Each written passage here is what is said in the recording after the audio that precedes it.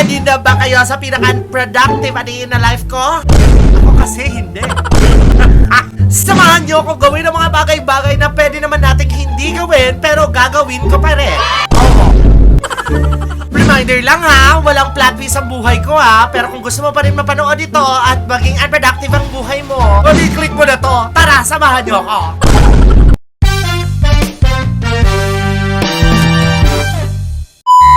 Heto na nga, kakain na tayo for today dahil lunch na, kaya samahan niyo ako. Baba na tayo. Super init.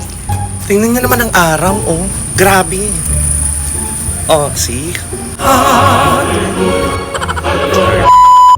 Sorry, naka-filter tayo. Init. Pwede na!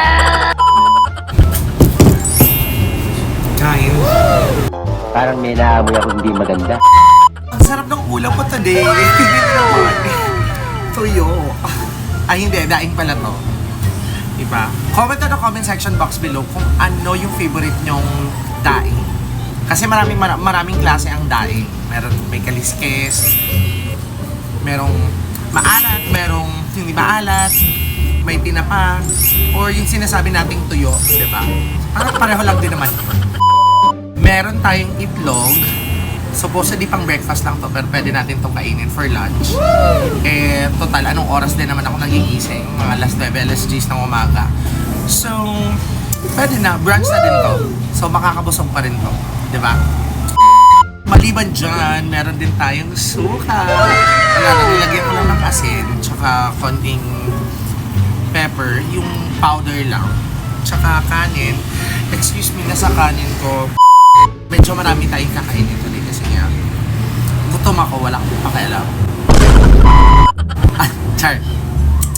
May nakalimutan ako. Tubig. Tatanong ko kayo lahat, anong oras pa kayo kumakain pag gising nyo ng umaga? Sobrang late ako kumain. Normally like 11, minsan 12, minsan naman alas 3 ng hapon or minsan naman 5 p.m. Ganun talaga yung routine ko sa pagkain. Ha? Ano?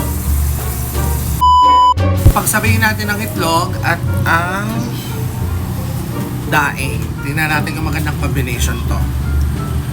Sasawsaw natin sa suka. At wala, kakainin na agad.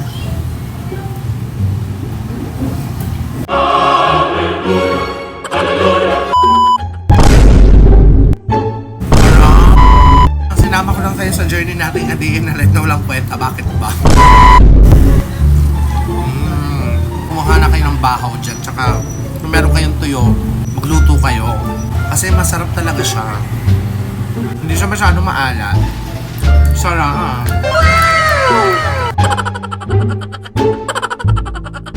Dahil sa iyo, puso ko'y sumasayaw.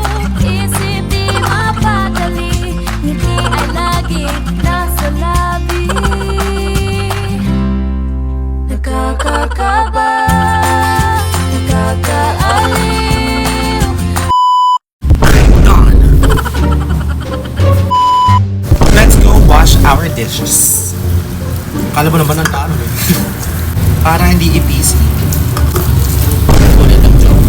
Ay, sorry. Siyempre, kailangan natin mag-toothbrush. Brush, brush, brush, 3 times a day. Brush, brush, brush to keep cavities away. Brush, brush, brush, 3 times a day. I'm done! Oh my God! Kadire. Tingnan natin ang electric pan dahil mahal ang kuryente.